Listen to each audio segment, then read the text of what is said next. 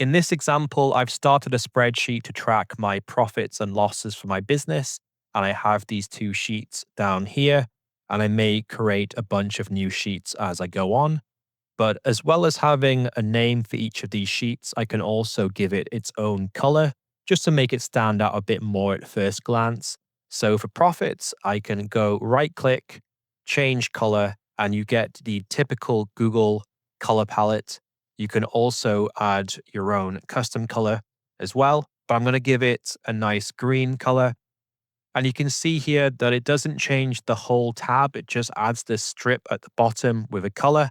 But this green is quite light, so it's not that easy to see. So I can go and change it to the fluorescent default green.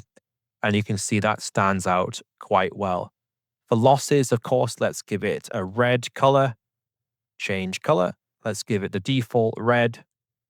And there we go. You can see at a glance, it's very clear what the purpose of these sheets are. And if I was to add more, I could also assign them their own color as well.